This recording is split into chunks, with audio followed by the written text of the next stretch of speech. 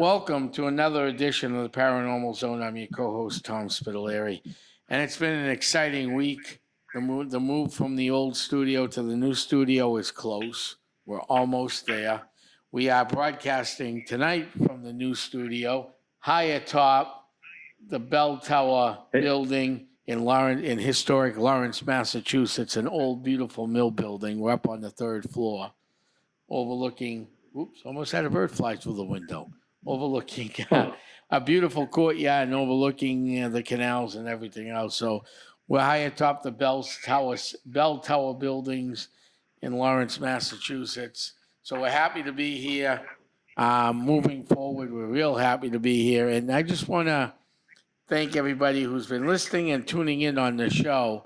But if anybody's out there is interested in helping out Lawrence Community Access TV, we are a nonprofit and we are in need of some funds. So if anyone is interested, they can either email me at thomasspitalere@yahoo.com. That's the quickest way to get a hold of me, or you can call us at the LCAT Studios at 978-686-9030. So that's where we stand with the studio stuff, Bob. How you doing? I'm doing great. How about you tonight? I'm tired, but I'm here. Here you go. Very crazy day with the move and stuff, but it is fun. Tonight we're going to introduce a new segment, which Bob's going to introduce soon. But I want to start the show off with something that I've seen all over the internet, all over the media, and all around the global United States. Essex County Ghost Project has a haunted collection that we take care of. When we go into somebody's home and they have a haunted picture, a haunted rocking chair, a Ouija board that's possessed, you name it, we'll do what we can to protect the house, but we also get rid of that haunted object. We take it to a secret location that no one knows about, and I keep up that location, and I keep it safe. These things aren't supposed to be made into amusement parks. Recently, a very intricate doll was brought out, and someone tragically lost their lives, which is very sad. Turning these into, as someone who deals with these things, yes, if I do public events, I do have some haunted objects I bring out. But I categorize my haunted objects from 1 to 10. 1 being as long as it's contained and specially locked in special cases and locked solidly in glass or plastic with the right proper protection, and it's a level 1, I'll take it out. But it's a level 10, I don't care how famous or infamous or what it is, it'll never come out of that location because we need to protect the public. If you are a steward of haunted objects, then you have to be right with them and use them to educate the public, but be safe while you're educating the public. I'm very, very concerned with all these things coming up. You see things in the paper. You see different Paracons and Parafest. I've brought my stuff to my own Parafest, but the stuff I brought out were low-level, very low-level entities. I'd never bring out something that was higher than a 2, even if it had a great story. Just, it's not a wise, safe practice to do when you are entrusted in getting rid of these haunted objects out of people's homes. So yes, we do take haunted objects on a case by case. If you think you got a haunted object, you want to reach out to me, you're more than welcome to it, 978-376-2807. And again, this is just to protect yourself and get these things accomplished so everybody is safe. Once they're contained in a entity, in a box, a chair, a doll, it doesn't matter, a cross. I have an old hammer that was used by a men's group, more of a ceremonial hammer. Boom, boom, the meeting's in order type of hammer. that thing was loaded with spirits. We took that out of a house, but that is safely locked away. There was nothing negative about that either, but it is safely locked away. And that's what I want to reach out tonight. If you have a haunted object in your house, it's not something to put on display and go, hey, look, I have a haunted object. No. And I don't consider myself a haunted collector. I consider myself a savior for people to have haunted items. Why I'm able to keep things calm, cool, and collective. Bob, was there anything else you wanted to add to that? No, I thank you for that. I think that listeners should pay attention to what you're saying because, again, the paranormal is something that can't be explained. So when people look at haunted situations, we know from experience that certain items, dolls and things like this can be possessed. We can't explain how, but it is. And what you just explained was how to protect themselves against that. So I think that was a great service announcement. Yes. And I just want people to make sure they listen in because, like I said, haunted objects are not to be toiled with, especially if they're what I would consider a 10, which is something fully demonic.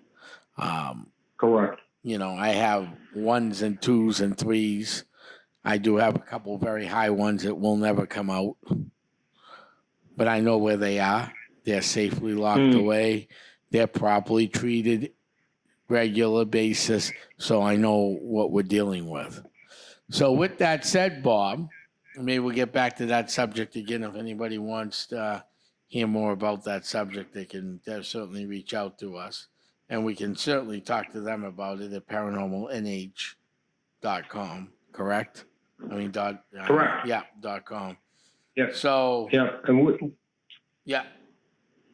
We'll give out that email address quite a few times tonight. So. All right. So, Bob, we're very excited. This was your great idea. So let's talk. I'm going to have you introduce something that's going to be done on this show, and we'll hope to get some new and very interesting guests on. So take it away, Bob. Well, I think staying consistent with what the Paranormal Zone strategy is, and that is that you and I have worked hard to offer a voice to the paranormal community. And it's a voice that goes unchallenged. And frankly, if you're a witch, if you're a ghost hunter, if you are a UFO researcher, a medium, a psychic, this is really a medium that you can come on and tell your story. We don't take phone calls from listeners so that your story goes uninterrupted.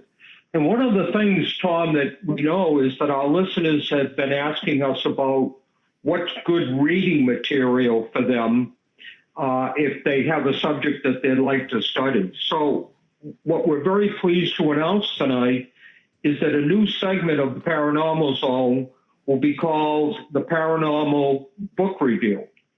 So we're going to take local authors in New England.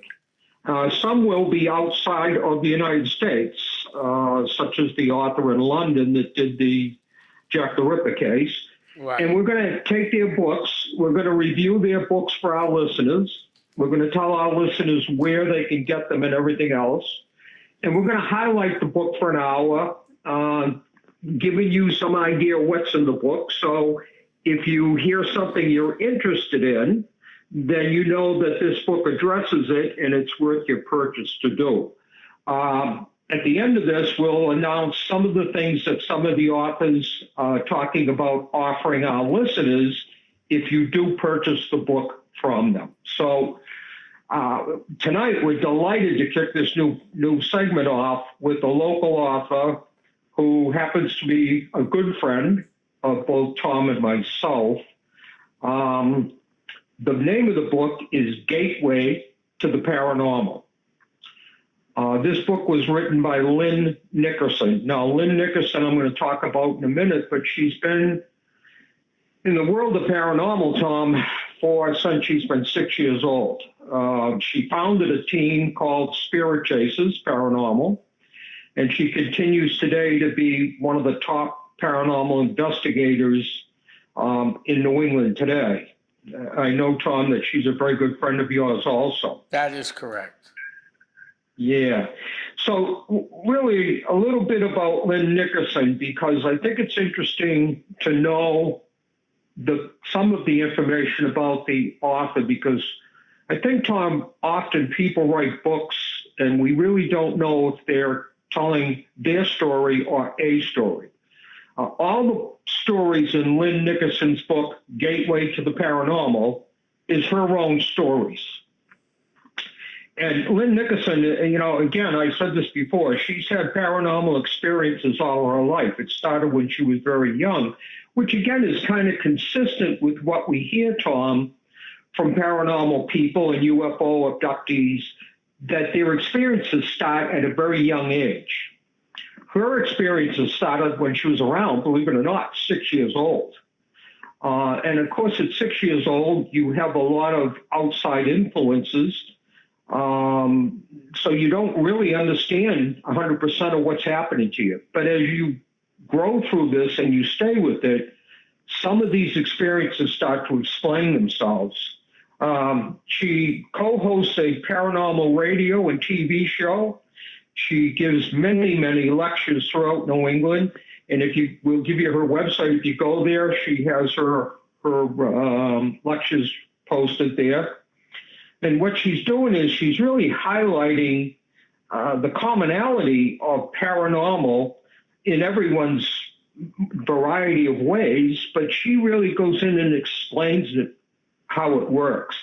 She talks about ghost huntings that she has experienced herself and that she's gone in on investigations and experienced. I thought it was interesting, Tom, that she talks about nonverbal communications with loved ones. And just so our listeners understand what that chapter is about, that chapter is about the connection that we make with loved ones who pass that we don't not necessarily go through a medium for.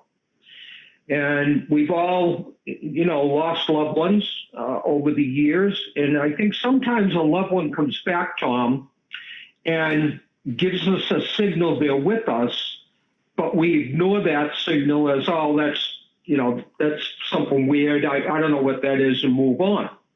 Well, eventually that spirit, your loved one, kind of stops sending the message. So she talks a lot about how to address that and how she addressed it in her experiences. So and you've done this too, Tom. So you've seen Yes. this over the years, that people will, call you and I into their home, and the first thing we hear is my spouse, my mother, my father, my brother passed away, but I think he's trying to make contact with me because of items being moved, right, Tom? Or Correct. or something appearing or disappearing and then reappearing later on, and she addresses that. So if you're interested in that part, there is a chapter that just talks about that. Interesting enough, she is unique, Lynn Nickerson, in that she's an expert not only in the paranormal, but she's an expert in UFO abductions. And she does talk about in the book about UFOs. So that to me is another part that a lot of us are one-dimensional. We are paranormal investigators, but we don't really look at the UFOs because, and I'd like your input to this, Tom. I think that UFOs are somewhat separate from paranormal because the definition that you and I have operated under for 20 years is that the paranormal is something that can't be explained through science or math. And I add common sense because you and I have both run into many investigations that common sense sometimes answers what's going on. Correct. If you look at UFOs, I think, frankly, science has proved that they can exist. And I don't think there's any doubt in anyone's mind anymore that UFOs exist. I think the doubt in their mind is why they exist. What's their ultimate goal, Tom? Right. And she addresses that in this book in one of her chapters. The other thing she talks about, which you and I have talked about quite a bit on this show, is out-of-body experiences. I mean, we know that exists. We have plenty of evidence and testimony from people who have passed away on an operating table, for example, and can tell you conversations that doctors were having trying to revive them. I'm sure, Tom, you could tell our listeners something about out-of-body experiences that you're aware of. Right. I mean, out-of-body experiences happen all the time. It's, I've interviewed plenty of people that said, hey, they had this happen to them. They got into a freak accident. They were dead for 10 seconds, and they saw weird lights and stuff working on them. I mean, even when someone channels the spirit of the energy, or the psychic is using their abilities to find out what's going on in a location. Right. What we're doing is we're giving a voice to people.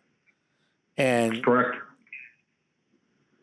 Someone gave us those abilities. Whatever, I believe it was someone from a higher power. Whoever your higher power is, everybody believes in a different higher power, and I can respect that. Whatever your higher power is, gives you the ability to do this. So we can be there to help people. And that's the key, helping people. Correct. Because we don't know why they're going through this stuff. Yeah, and I think that, people seem to want to keep separate religion, if you will, and paranormal. For some reason, they want to keep it separate. And I don't think that needs to be separate. I think it's all in one. Frankly, I think that people say, well, I can't believe in spirits and be religious too. And I don't buy that. I think you can be both. Well, I mean, I don't either. I mean, if you read the Bible, it says the Father, Son, and the Holy Ghost. Correct. I mean, Correct. They talk about spirits all the time. The Spirit of Jesus appeared to his disciples. I mean, there's countless quotes we could get into, Bob. Countless. Oh, there is, absolutely. And books like Lynn Nickerson's book, Gateway to the Paranormal, addresses things in the book like that. The one thing I found reading this book, Tom, that's extremely interesting is that because of her expertise, and she is renowned in at least New England and maybe across the country because she's lived in many places, she has had experiences in almost all of the categories of paranormal. So she talks from what actually happened to her versus what somebody told her or that she went into someone's home and experienced, albeit she does include that in her book. But a lot of it is very personal stories she's telling that I found just so educational because it ties into so many things that you and I talk about on this show all the time. Right. She also talks about telepathic communications. And again, this goes back to mediums, and this goes back to being able to communicate. And we have heard, you and I have heard from many abductees in the last 2 years that when they were abducted, it seems to be a telepathic communications they have with these aliens, not necessarily verbal communications. Correct. Which leads us to believe, Tom, and I'd love to hear your input on this, but it leads me to believe that when somebody is abducted from, let's use the example about their bedroom at night at 2:00 in the morning, you and I have always questioned, well, how come the spouse doesn't know that individual is gone for an hour or 2 hours? Right. Maybe the explanation, and I say maybe because I'm qualifying it, is that they don't take the body, they take the mind and the soul. And somehow, when people say that's impossible, well, it's impossible in our dimension, in our knowledge, but they may have advanced technology to that, so that the spouse never realizes they're gone because the body never leaves. It's the mind and or the soul that leaves, and they communicate through telepathic communications. Correct. Does that make sense? No, that makes total sense. I mean, we've interviewed, a lot of people on the Paranormal Zone, the Essex County Ghost Project TV show out of Havel that started in 2007, still goes on today. I've had people on talking about the same thing. It's real interesting what happens to these people when they're taken. It really is. Correct. Correct. The scientific research, some coming back pregnant and they haven't been with anybody in a long time, at least from this planet. And I would think they would know, when they've been with somebody, and that's what happens. And it's just, you see this over and over and over again. Right. And what you're seeing a lot of, and I find this amazing and interesting, and I'm not sure if I haven't gone through I've read a lot of Lynn's book, but with everything going on, you talked about the paranormal, you talked about UFOs and how they're separate. And I've said this before. Yeah, UFO is one thing because actually we do have crashed UFOs that we could test the vehicles on and see what type of modernization they are compared to our own equipment, and stuff like that. So it's out there and it's there, where the paranormal is not. Right. But there's that third hanging chad, you could say, out there, okay, that makes this even more interesting. And that's the crypto end of this. Your Bigfoot, Birdman, and everything else. Usually where you have a Bigfoot sighting, you eventually will have a UFO sighting, and sometimes even a paranormal sighting. Yeah, there's a connectivity there. Yes, a big time connectivity there. Right. I know the next thing that she writes about is very near and dear to you, because you have experienced this yourself and you've run into a lot of people that have experienced. She has a chapter in the book that addresses evidence of past lifetimes.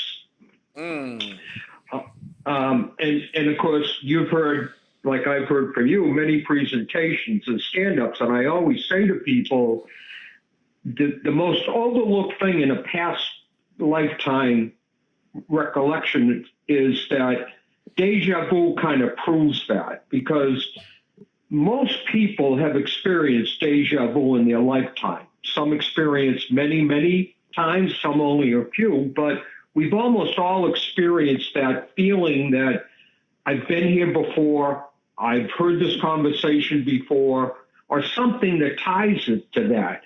And in this chapter, she talks a lot about past lifetime experiences. So if you've had deja vu and you don't understand it, by reading her book, you're going to have a better understanding of what that might be. And again, I think deja vu kind of proves that, because I've had deja vu many times in my life. Of course, I'm a lot older than our listeners probably, but some of them are so real to me that I carry that thought for a long time, saying I can't understand why I know I've been here before, or I've had this conversation before, or I've experienced this before. Right. And yet I don't know why or how. And tell our listeners about that, because you really are also an expert in that. Well, I'm not an expert. I just know a lot about it because I have friends. I mean, okay, so let's go back a few years now, okay? I'm not going to mention names of my friends or anything, but back in the 90s. We're going back a little ways now. Oh, the vault of the 90s. Oof. Some of our listeners may not even been around back then. So around, I was in college, yes.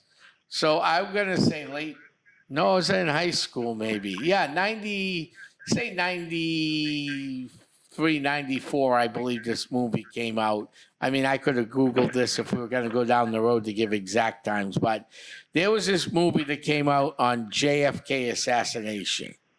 Remember that movie? Yep. It was like a 4-hour movie.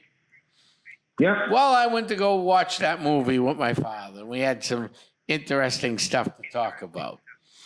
I liked it so much, I went back with some friends.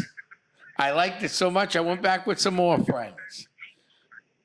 Some of my friends felt like they were at Dealey Plaza the day Kennedy was assassinated. That they came back.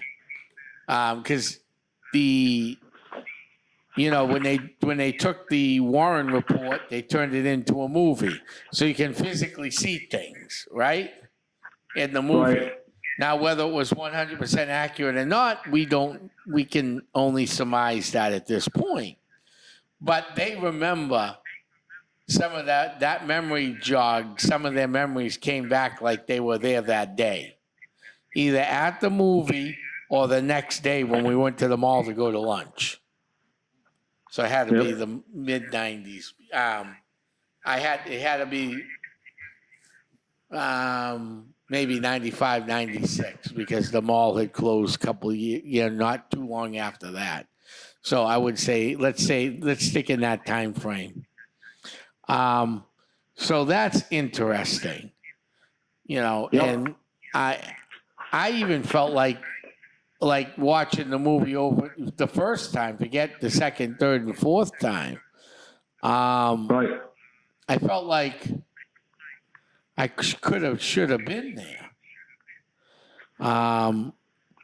And then, as you know, Bob, I'm a trained historian, so I do a lot of research, and I watch a lot of historical movies. They're not all greatly historically accurate, but as well as Hollywood would allow before, so they can make revenue off of it, sales. That's the most important thing with movies.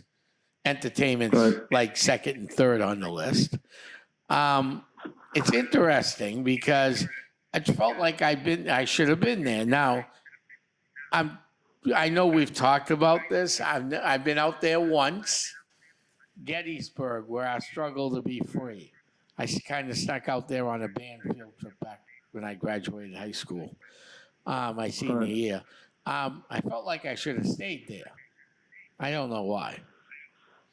So that's another interesting thing. So I don't know, 5 years ago, we'll say, I did a past life regression. I got to go back.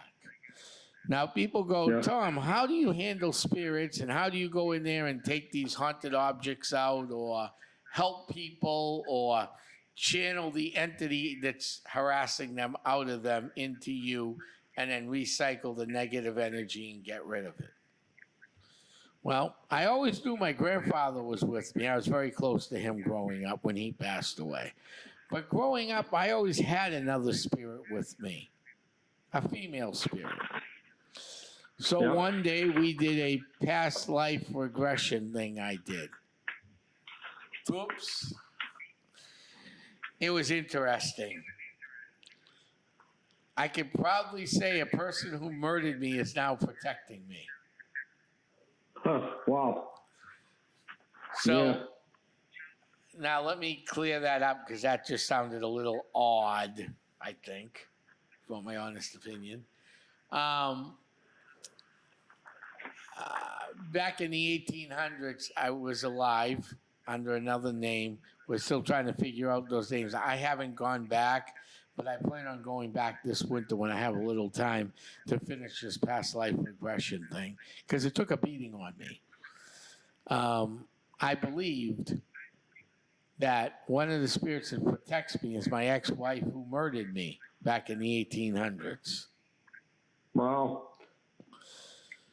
And I do believe in past life. I believe we're all here for a certain amount of time, and then we come back.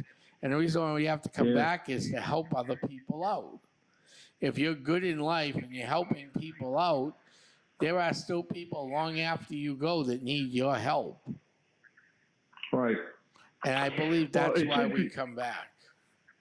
Yeah, it's interesting that Lynn Nickerson in this book goes on to say that we come back to educate people and to become more educated ourselves. So we come back, and what we do is we have more knowledge the second time, and we spread that knowledge out to other people. And every time that you come back, that knowledge keeps increasing. So I think it's an interesting strategy that would drive to us trying to understand, why does that happen? Is that, is that a spiritual thing, or is it more UFO connected, that you leave one dimension and you have a certain amount of knowledge to share, whether that's medical knowledge or paranormal knowledge or whatever it might be, and you come back a second time or are sent back a second time to expand on that knowledge and share that knowledge with others. So it's an interesting concept for sure. No, it really is. I mean, Yeah. and how do we come back? I mean, are we brought back, Correct. through aliens? Birth. Yeah. Or we Right. brought back through other things? And just to close out on this one subject, is that how is it that children at age 10, 12 can become great pianists, and play Mozart without ever hearing Mozart? I mean, think about that. And it happens with the violin. It happens with the piano and other instruments like that. Even it happens in scholars that have knowledge. That how did they get this knowledge? And then we have to ask ourselves the question: why don't we all have that knowledge if we're all operating with the same brain?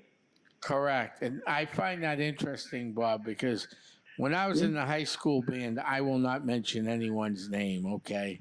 I knew this kid real well. He was a great musician. I'm not even going to mention what he played for instruments, okay? We're just going to keep this out there. Yeah. This kid was so good at what he did for the age he was. Now, he went on to Berkeley and a few other things, but he never did anything with this musical instrument. I believe he's teaching music in another part of the world at this point. But that kid the kid was phenomenal with his instrument. And you almost have to think that it was so phenomenal that something was guiding him. Sure, somebody gave him that gift. Right. And something throughout that gift was guiding him. Because his recollection of this music was incredible. Yeah, I agree. And again, this was what makes Gateway to the Paranormal such a good read. Because it addresses a lot of the things that we just talked about in this book. And if you read it, you come away with a very clear message of what it might be. And I encourage our listeners to, when they read this book, to go research the things that Lynn Nickerson is telling us in the book, because she's telling a firsthand accounting of what she did. She's not trying to explain something that we've talked about or somebody's told her. This is her true experiences. So you should take this information, and we're going to give you some more before the segment's over here, and really go research this. Go Google it. Start with a simple Google and go on. But reading a book like this gets you started down that road of thinking. And that's really what she's trying to do, is to educate you and get you to start to think about these kind of subjects.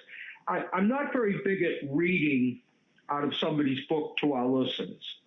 I'd rather have you buy the book and read it yourself, because when you read it, you interpret it that way. But I do want to just read this quickly, Tom, and I'm going to read just a sentence or two here.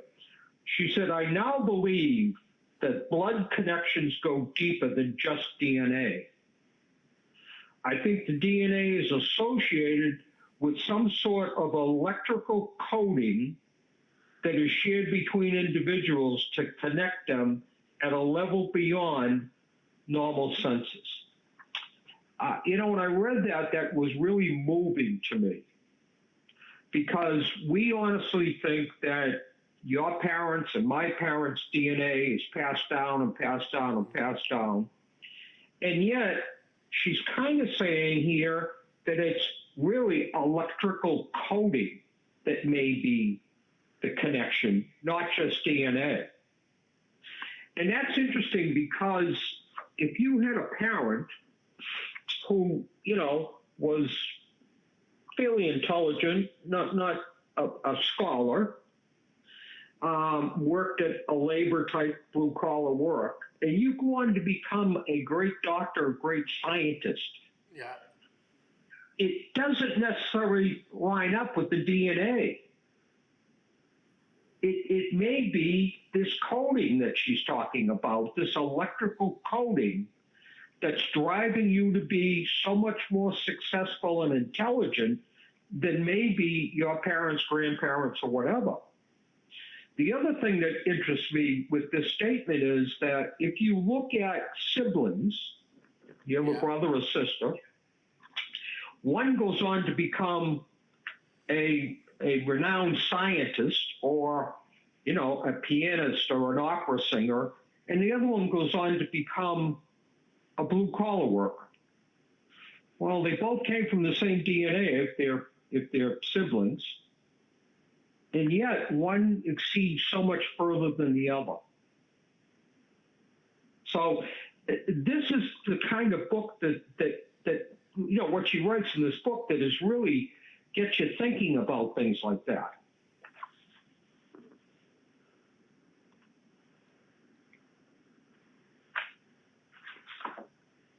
So let me just go to the last one here, because this ties into what you introduced in the very beginning. She has a whole chapter on haunted objects that she talks about that she's experienced herself. And it goes to what you're saying, is objects can be possessed, and possessed for very long periods of time.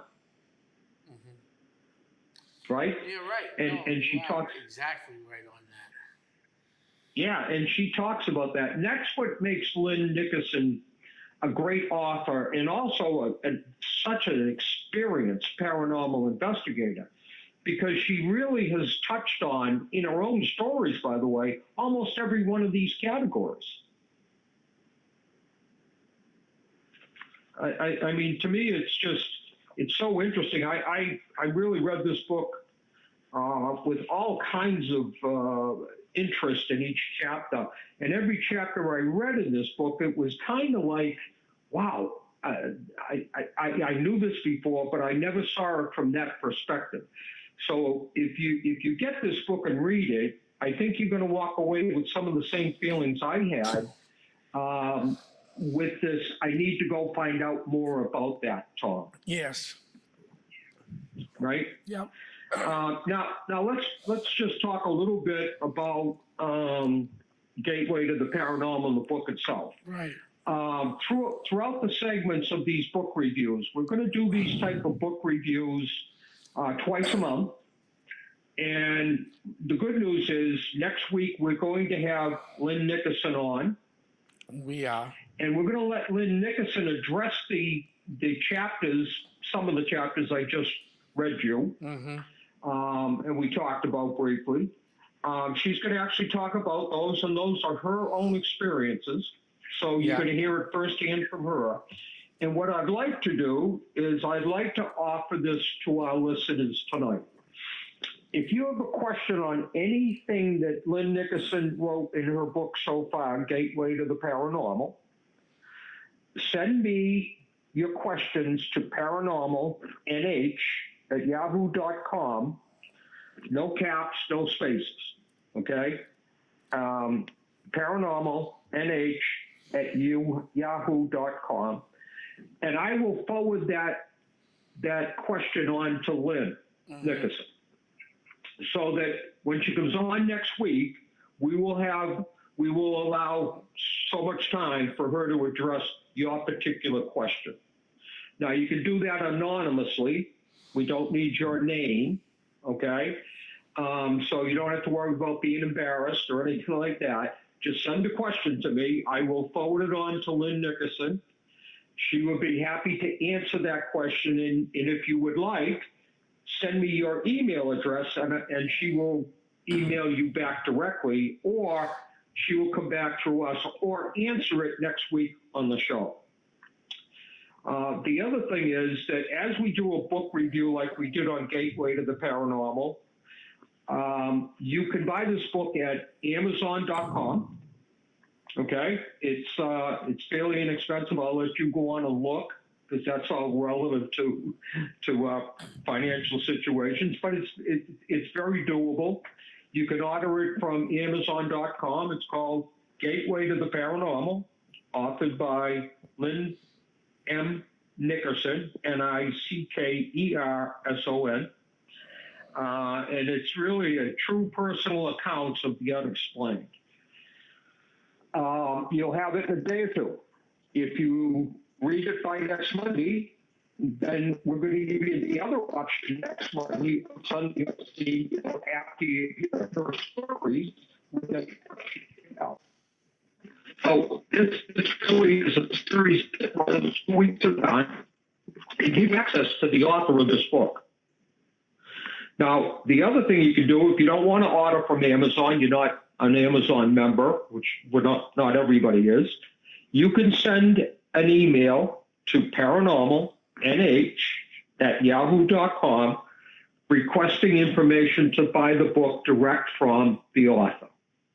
And we will pass that on to the author, and she will get a hold of you, and she'll set up, how to pay for the book and how to ship the book and everything else. So it's a couple of different options for you to get this book. I promise you that if you send me that email requesting to purchase the book, I will get it to Lynn Nickerson, and I will follow through. Tom and I will follow through to make sure that the book gets mailed to you.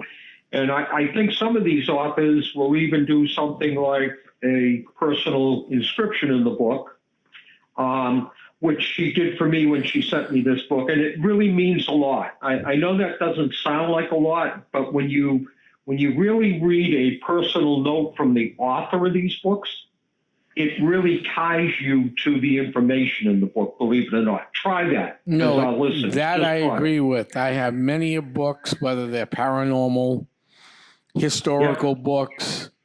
I have Lynn autographed my book. I have some from my friend Paulino, who passed away. Many of his books were autographed. God rest his soul.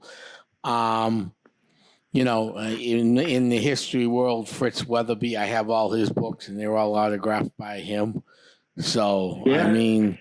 And the other thing about collecting books like this, Tom, is my experience has been you will go back and read this book 2 or 3 times over the course of time. Correct. And they're also good resources. And they're great resources. You're absolutely correct. If you're a truth seeker of the unexplained, Tom, or even just a fan of the paranormal, it doesn't mind the chill of, you get excitement out of reading the unknown in a book like this, because it's so new. Everything is so explained so well in this book. So again, one last time, if you send an email to paranormalnh@yahoo.com, that's my personal email, I will make sure that Lynn Nickerson gets your request. If it's a question, I'll get it answered. and either I'll send it back to you or Lynn Nickerson will make a note of it. And remember now, next Monday, we're going to have Lynn Nickerson on, and she's then going to get into all of these chapters and tell you a little bit about each one of her own experiences and how that worked out. So I encourage our listeners to do it now, get the book in time to read it for next week, and really become interactive with our program here. Correct. And that's what we're going to start doing. And pretty soon we're going to have a huge announcement regarding this show, The Paranormal Zone, coming up real soon. Now that things are moving in the right direction, we're probably a month or so away from that, maybe a little shorter, a little longer, give or take, depending on how after this week goes coming up. But we'll keep you updated, listening to our great listeners throughout the world that listen to us. We do appreciate you listening. And every once in a while, when you hear something you like or dislike, drop us a line. We are very open-minded people. Bob and I are very well educated, especially in this field and other fields too. So we are open-minded to other, people's ways and views. My whole life I've been open-minded. Yeah, this is a great time to tell our listeners that, we encourage you to reach out to us and talk to us. If you've been abducted, Tom and I right now, or I guess, Tom, we're talking to at least 4 or 5 abductees on pretty much a regular basis. Mm-hmm. And we know from experience that both if you're experiencing paranormal activity and if you've been abducted, sometimes you have nobody else to talk to. Right. You want to tell your story, but you're afraid to tell your story. You can tell your story to us. That's what we do. Mm-hmm. Tom and I don't make any money out of this. I want our listeners to clearly understand that public television, public radio makes no money. Okay? Tom and I don't get paid to do these reviews. We don't take anything from the authors for these reviews. When we have a guest on, a witch or a paranormal investigator or a UFO abductee, we have them on so they can tell their story. We make no money from this. So I don't want our listeners to think, well, who gets a piece of this action off of this book? That's between Lynn Nickerson and yourself. Okay? Tom and I make zero out of this.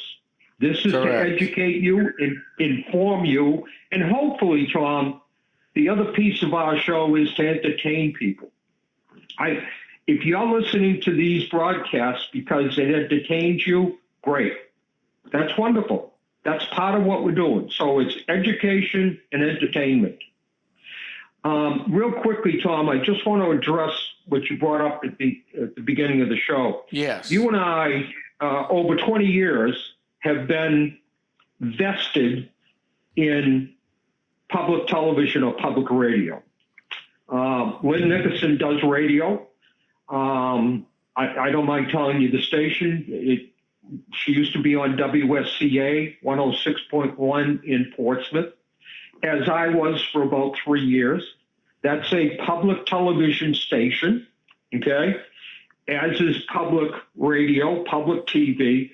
They are self-funded. So when we ask for donations, it's not to put that in our pocket or that Tom and I can go out for lunch on a voucher, or it pays for our cars. It pays for nothing. 100% of anything you donate goes to Lawrence Cable Television. And it goes way beyond just the paranormal zone. No, you're right about that. It goes into education of your community. It goes into messages about your community. And we can't lose public television. We can't afford to lose that. That is our connection with reality. It's not based on politics. It's not based on who is president and who isn't or who should be. It's based on what's going on in your community. And we have somehow walked away from community involvement. And I think it's probably because of social media and everything else. But I just encourage people to donate what you can. And we listen, we understand that you can't donate hundreds of dollars or thousands of dollars. But believe me, every dollar counts. If you look at the Jimmy Fund, the Jimmy Fund doesn't really care if you donate $10 or $2. Right. Because every dollar goes to research. And every dollar that you donate to Lawrence Public Lawrence Community Radio or Access TV, yeah, Access TV, goes to supporting those programs. And they're expensive to produce. Right. They don't get produced for nothing. They're expensive. I mean, so, let's anyway. just take, well, this podcast right now, okay? Yeah. I'm here for nothing. You're here for nothing. It needs to be edited. I got to pay somebody to edit out just make it Sure. sound better. So Sure. there it goes. Now, we also, this year and in years past, since I've taken over, we've gone live for the Italian feast in Lawrence, okay? Lawrence had a big, huge Italian community, and they celebrated on Labor Day weekend. This huge feast, Friday night, all day Saturday, all day Sunday. Okay, it's been going on for 102 years this year. Oh, Yeah. it's about the time I was born. All right? It's put on by a nonprofit group, and we filmed that. We're there Friday night from open till close. Saturday from With the team. of people, right? There's myself and 3 or 4 other people. Yep. Okay. Yep. So it goes roughly 6 to 10. I think it is. So that's 4 hours. That's 4 cameras, 4 hours. That's 16 hours of footage to be edited. Okay. That's just that night.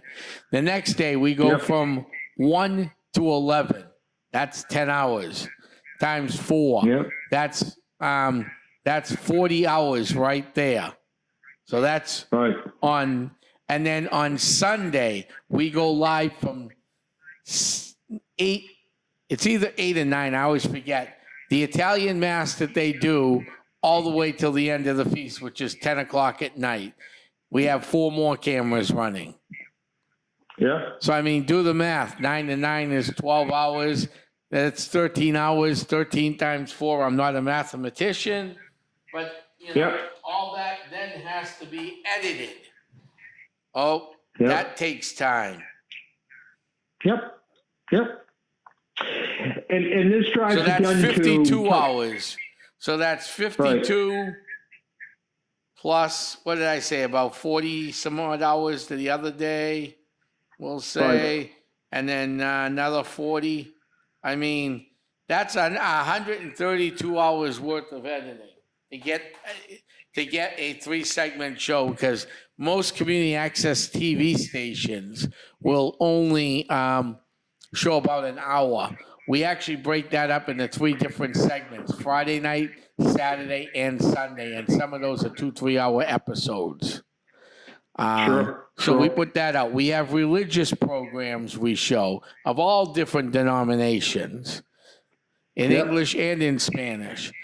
We do neighborhood meetings. Yes, that might be boring to some people who don't live in the neighborhood, but to the citizens of Lawrence, it allows you to hear from your local police department, fire department, and your neighbors' concerns and how the police are handling it. Which, if you live in Lawrence, Indiana, and you're gonna have the same problem in Lawrence, Indiana, as you do anywhere else. You're gonna have noise complaints, firecrackers, and everything else going off. Same thing that happens in Lawrence, Mass. Stolen cars. I don't care where you are. You can see how the local police department's handling it. If it's working out, they can adopt, your local police department can get educated and adopt their policies. Same with fire policies. And then we do other shows, scientific shows, and we're still looking for people who are interested in doing shows.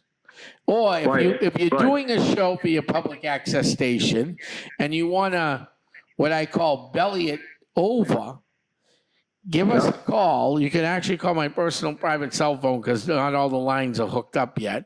But 978-376-2807 or 686-9030 is actually the studio number. Leave a message. Someone will get back to you. And if you want to bicycle, it's called bicycling. So you produce a show, a gardening show in Ohio or Oklahoma, and you want it shown on Lawrence Community Access TV, we'll do it for you. Just send us the show every week or every month, and we'll put you on the schedule. Because we're here to educate the public and help people understand what's going on in the world around us. And you're only going to get that through public access. Yep. So closing out on Lynn Nickerson's book, Gateway to the Paranormal. Here's a quote. Each of us has a piece of the paranormal puzzle, and you may see one of yours in her book. So the puzzle you might be looking for may be in the pages of the book I have in front of me, which again is The Gateway to the Paranormal, written by Lynn Nickerson, who is a local author in New England. Can be bought on Amazon. If you don't want to shop Amazon, send an email to paranormalnh@yahoo.com, and I will personally make sure you get a copy of the book sent to you. The other thing is that if we have any authors out there that are listening to us, I don't care if it's your first book or your 21st book. If you'd like us to review the book and you want to come on the following week and discuss chapters of the book, we would love to have you come on. Let me make sure you understand that the reviews of these books are not to say the book is good or bad. The reviews of this book that Tom has laid out here is for us to explain what's in the book and maybe give you a reason to want to buy a book to read about it. So that's what it's all about. It's about helping authors get the message out there. So if you're an author and you want to come on, great. Send me an email. We can talk back and forth. The only thing we ask you to do is send us a copy of your book so Tom and I, like we did with the Gateway to the Paranormal, that we can read it, have an understanding what's in here so we can, as lay people, explain this to our listeners. Correct. If you have a story, if you've had a paranormal experience, if you've had a UFO experience, and you're not sure you want to come on the air and tell us about it, send me an email. Let's begin a communications channel between ourselves. You make the final decision if you'd like to appear on the Paranormal Zone. There's no pressure, okay? But we want to give you a voice. And if you want a voice, send an email to paranormalnh@yahoo.com, and Tom and I will make sure you get to tell your story on the Paranormal Zone podcast. And frankly, it costs you nothing to do that. Okay? And you can do it anonymously. Let's, Tom, make sure we put a disclaimer out here that if you want to appear on our podcast, but you don't want your name used, we understand that. That's not the important part that we're looking for is your name. We're looking for your story and your experience. So correct. You can come on as Jane Doe or Bob Smith if you want. It doesn't really matter. That's not important to our listeners. What's important to our listeners is that they're hearing a story that educates and entertains. So I hope tonight, our first episode of our paranormal book review, Gateway to the Paranormal. I hope you enjoyed this. I have to give credit to my co-host, and by the way, my best friend, Tom Spitalere.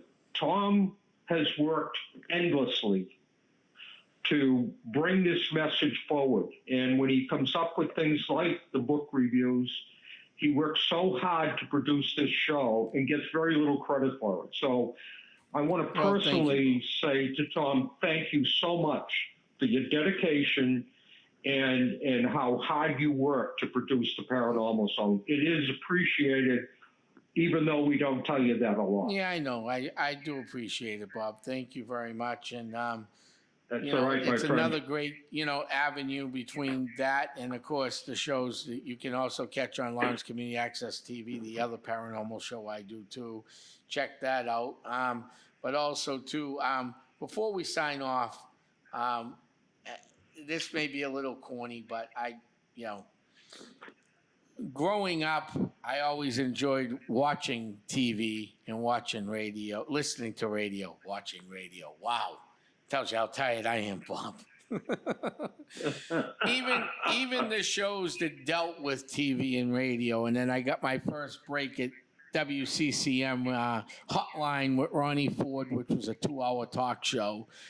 First, I went on as a guest, and then all of a sudden I get, Tom, we're gonna cover, and then we went to HC Media to a show that I did on history called Spitalere's Haverhill, which was a cut off of like a Fritz Weatherby's New Hampshire on Chronicle for the people who live in the area.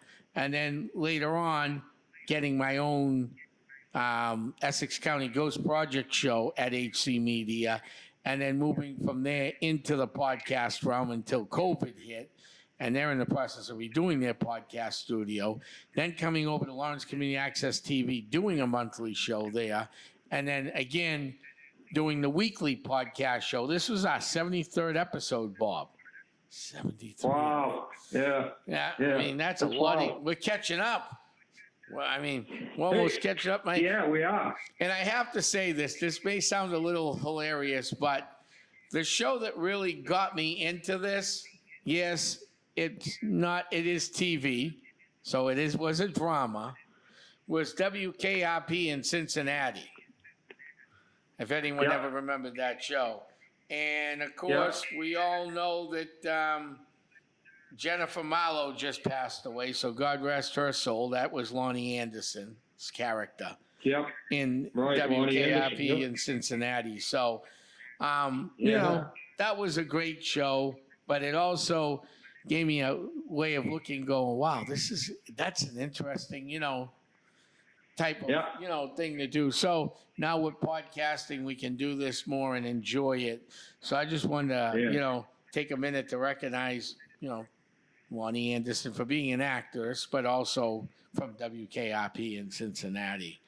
So Bob, with that, I think we've come to the end of a great show. Wow, we got a lot accomplished tonight, didn't we? Let me just do this. Let me just throw out a little leader here for a show coming up in a couple of weeks. Okay. We have another book review, and this time it's on somebody that has been abducted, who has written an unbelievable book about abductions.